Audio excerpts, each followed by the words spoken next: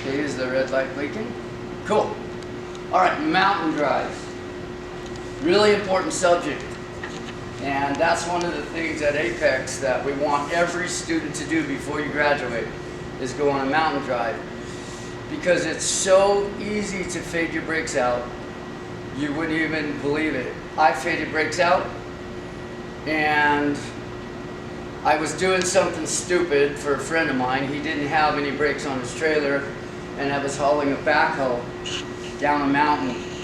And so, being extremely careful in a very low gear, going extremely slow, really steep road, I-20 coming from 89 over to I-15. And I round this corner, and all of a sudden there's construction, no warning at all. And so I had to press my brakes. By the time I got that truck stopped, the brakes were gone. I barely stopped. Did he yell at them? What? Did he yell at the construction site? No, it's not, you know, I should have had brakes on my trailer. It's not their fault. They should have gave warning ahead of time. Right. But, you know, for a normal standard vehicle with trailer brakes, wouldn't have been an issue. Oh, okay. But, now the important thing about a mountain drive is you have to use your motor to slow you down, not your brakes. Your brakes are a small, tiny portion. Maximum 10% of slowing is with your brakes. And literally, when you press on your brake pedal, it should be this, just barely touching it, barely. Like if you have an air pressure gauge, no more than 5 pounds of pressure, foot pressure on that pedal. Just that. And that doesn't mean 5 pounds of pushing, it's 5 pounds on that gauge. Yes. It's a big difference. 5 pounds of pushing on pressure would be like 100 pounds of pressure on that gauge. Yeah. So really, really light. But the thing I want to talk about is one of the most important things, and nobody teaches this that I know of, and this is my own personal theory, and I'm pretty sure it's correct. There are a lot of drivers that have been driving 30 years, 40 years, that fade their brakes out and die through the years, okay? I mean, not an extreme, but there are people that have been driving a very, very long time that fade their brakes out. And what has happened, what happens in my mind, is they realize they're in a wrong gear and they go to downshift. And when they go to downshift, they miss the gear, okay? When you miss a gear to downshift, you have to slow back down, right? Yes. Okay, so these guys have been up all night driving, they're really tired. They never slowed it down enough to get into the gear. And so they keep trying and keep missing, and you keep having to slow down. And every time you press your brakes firm to slow down, you heat them up. And it creeps up on you. You don't even know you're having to press harder to slow the truck down. And the next thing you know, you're pushing as hard as you can and you've got no brakes. It happens quick and it sneaks up on you. You can't smell it. If you're behind a truck that's pressing the brakes too hard, you can smell it.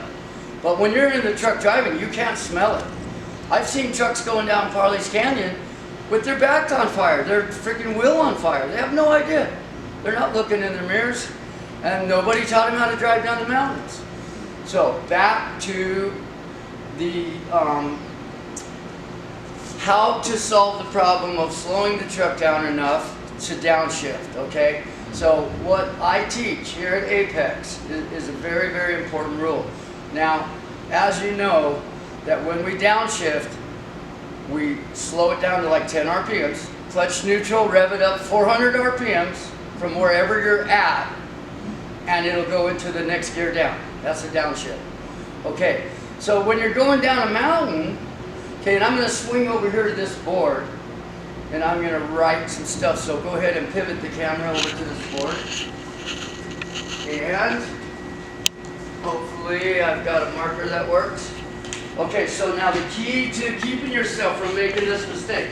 First of all, if you miss the gear 3 times, pull over and stop and let your brakes go off. That's our rule. You get 3 shots at it on their downshift. If you miss it 3 times, you're done. While you still have brakes, pull over, wait for 30 minutes minimum, maybe an hour to let your brakes cool off, and then start off again. Remember what gear that one was you were trying for? Go to one below that.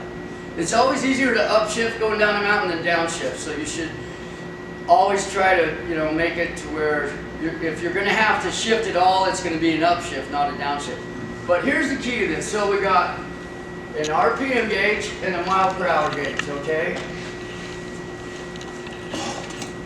And let's say, you know, here's 1500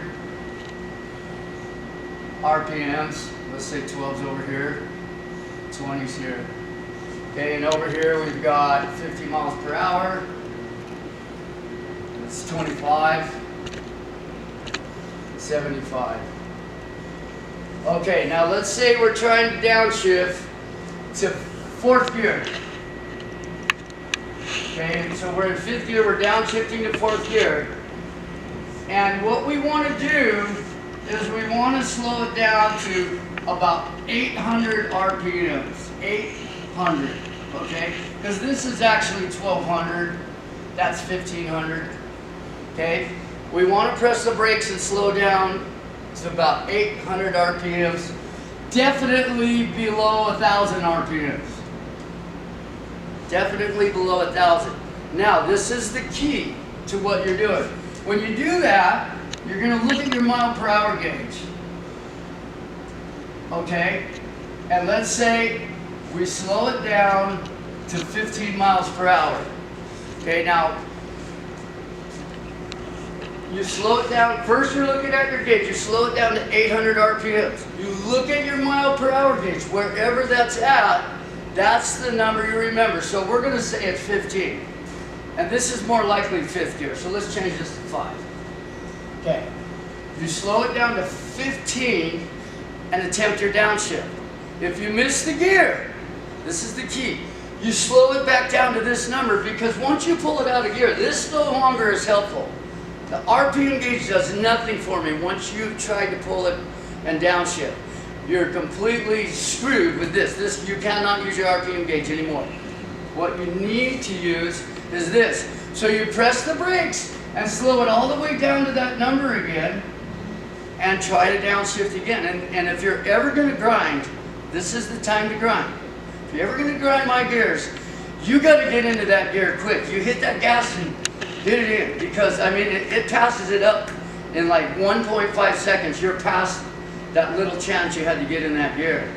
So let's say you miss it a second time, slow it down, even go slower than 15, because you have to at least be there, and then try it again and again. Third time is the charm. If you miss it a third time, you just pull over. Okay, so that's the key. Now these guys that fade their brakes out, they were never taught this. They don't know this, and so their judgment was off. And when they slowed it back down, they only slowed it down to 25 because they thought that was enough.